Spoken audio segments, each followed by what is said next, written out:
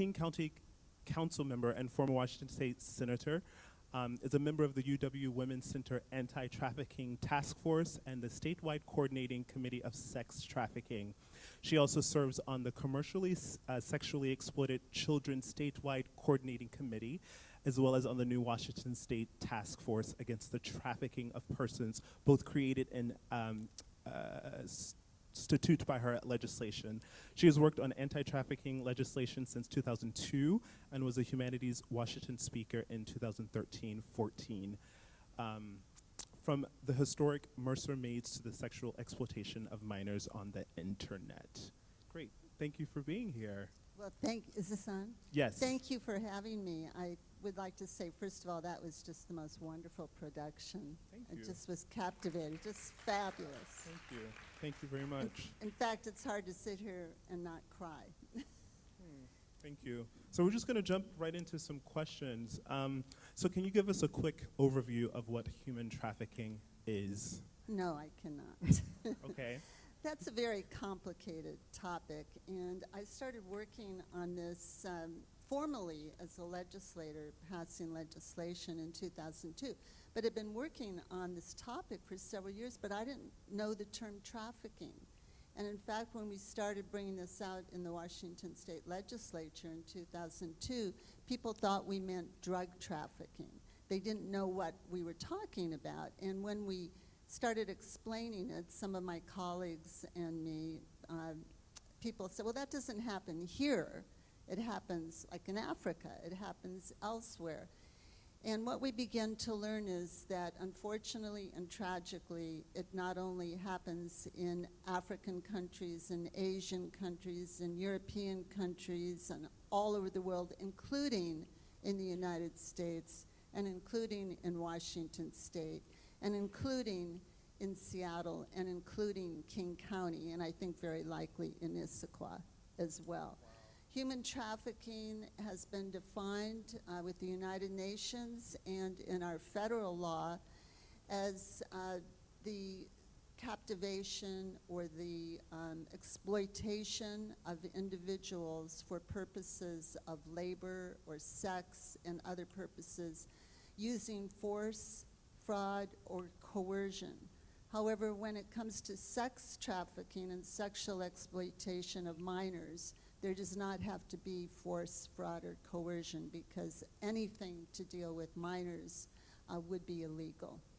But it's a very tough subject. I'm sure you all are aware of that. And the public has really been grabbed by this, I believe, when it became apparent that commercial sexual exploitation of minors was happening in our own communities.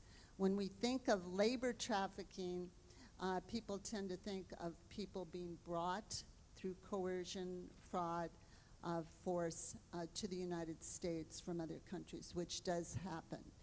We see it happening in people who work in some nail salons, some healthcare workers who come from abroad.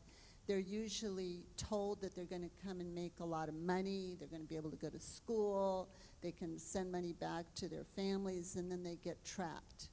Some people call it a modern-day form of slavery. I don't like that term so well, but it's exploitation, and it's extremely harmful, and many people do not survive from it.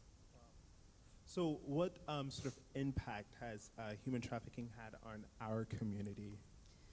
Well, if you say our community, meaning more generally in King County, Yes. in the state of Washington, but we're not alone. This is now being found to go around all in states and counties and cities all across the United States. Mainly, we're talking about kids. We're talking about minors who some run away from home and they end up in a bus station or they end up somewhere where there are people watching for them and they lure them into a very difficult situation, just like what we saw in the play.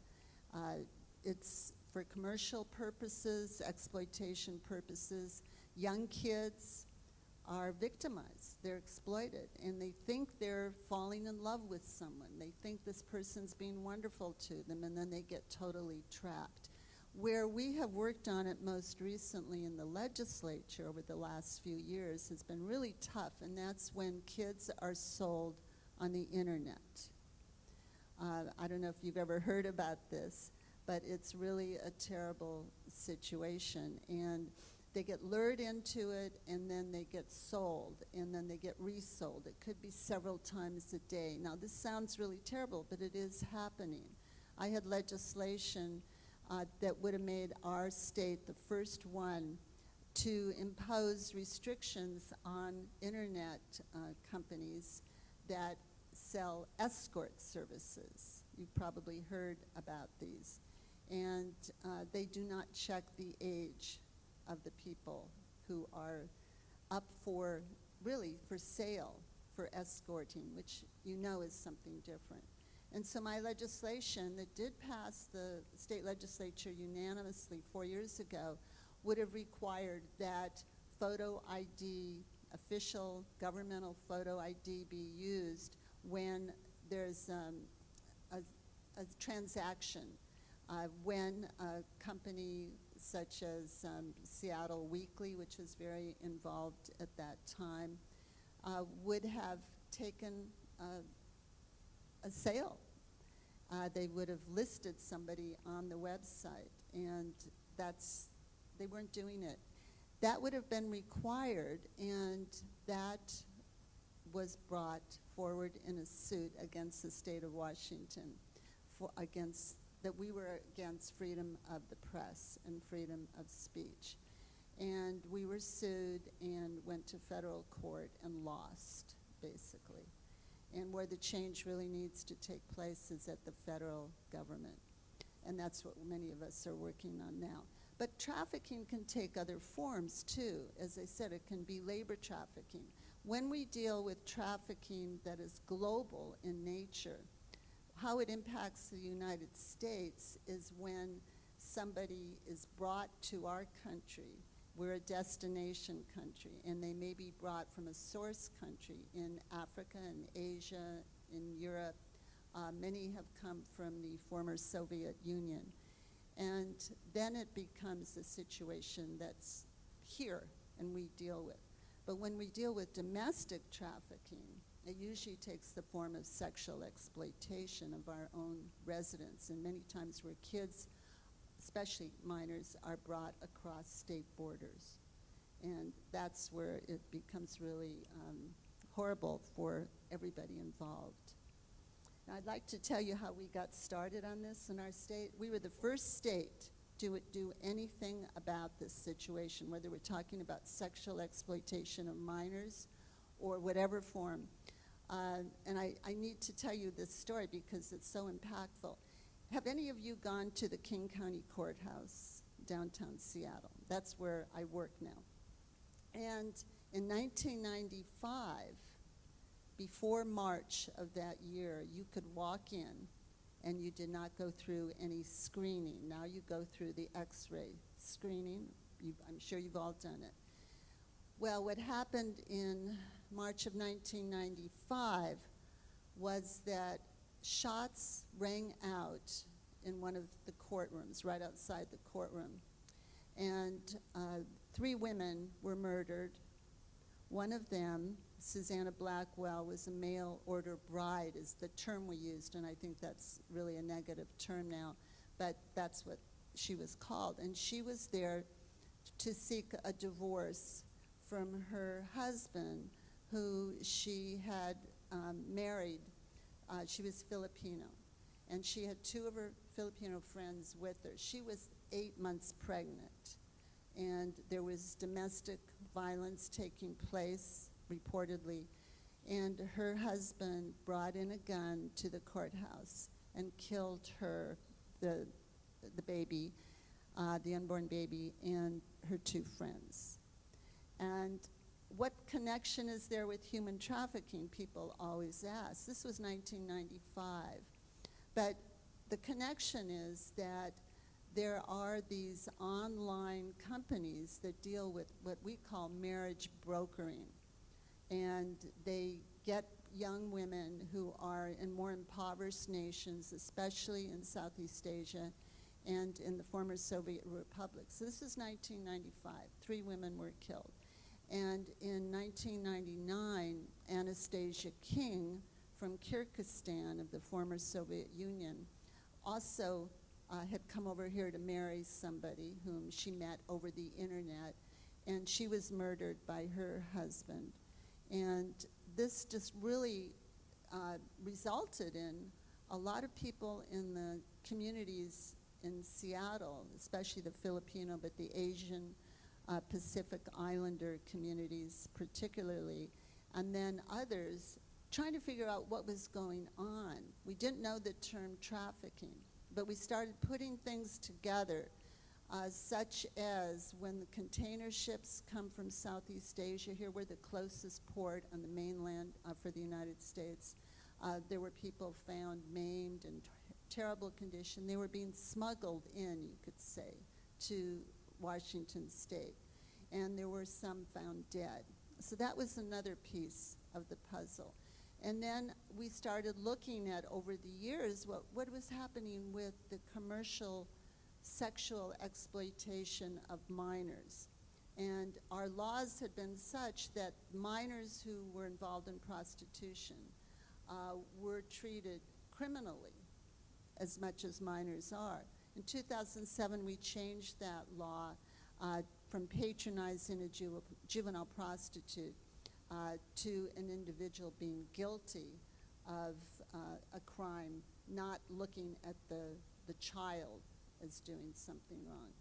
And so we've been managing to evolve, and so we lead the country. We were the first state to impose a new law, a state law against human trafficking, and that was in 2003.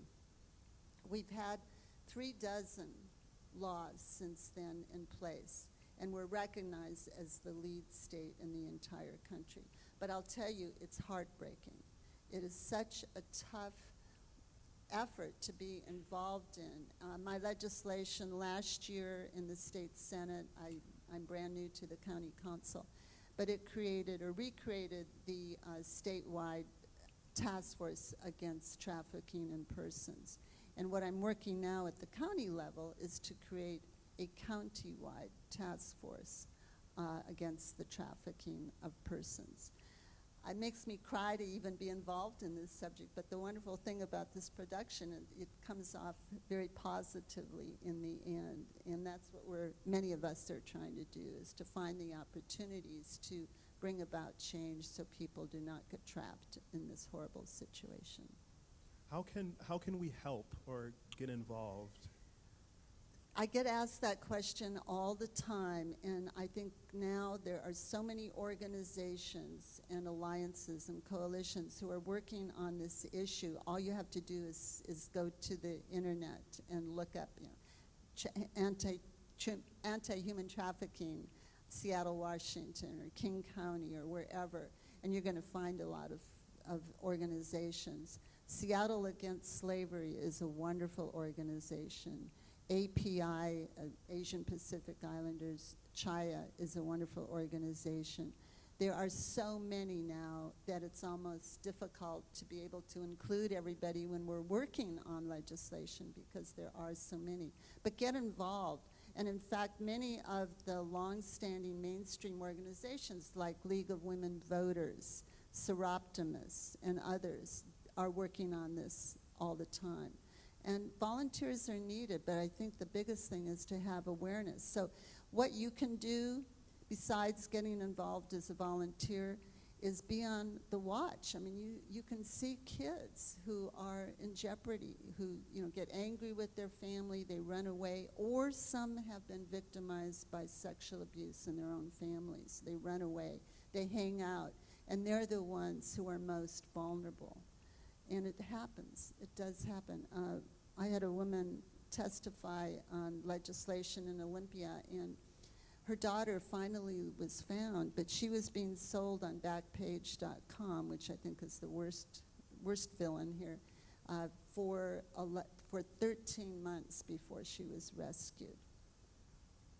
You might also look, and I wish I had it with me, but in Wednesday's Seattle Times, there's an excellent op-ed about teen commercialized sexualization, exploitation of teens. And you can just read that, and it really hits home. The King County, along with the city of Seattle, with the prosecutors and the city attorney, have a program called Buyer Beware. And what they're trying to do is take the stance of reducing the demand, especially when we're dealing with minors, but also for adults, mostly women, but there are men too. And the gay, lesbian community are some of the most vulnerable here in addition to that. But to reduce the demand by increasing the penalties for the purchasers of sex. And I had legislation the last year, and it was still alive this year, almost got it passed to increase the penalties, but it's really tough to do that. So those are some of the ideas. I want to take this time to open it up to the audience if you guys have any questions for our guest speaker. Anybody? Yes.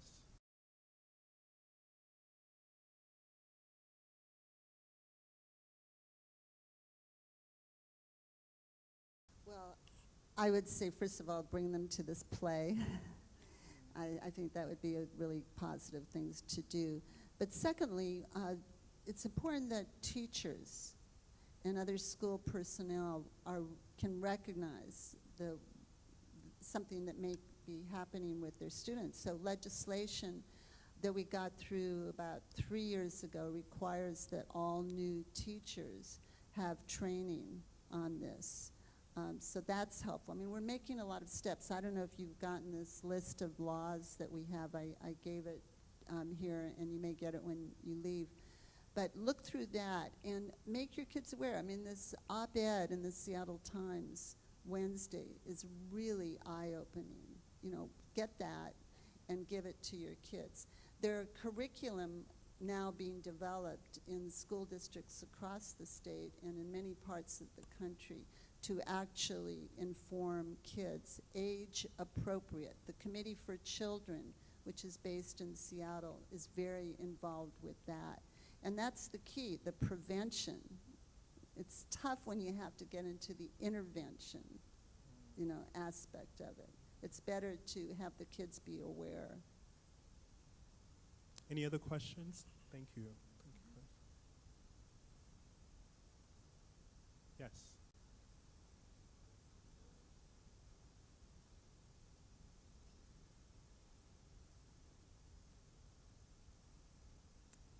That's a wonderful question. I don't think I've ever gotten that one before.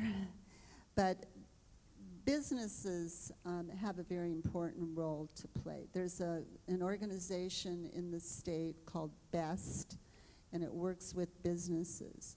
And what they're trying to do is give like a seal of approval to businesses that do a good job, that would not be contributing to minors. Now, we normally think more of the hospitality industry, hotels, motels, and so forth.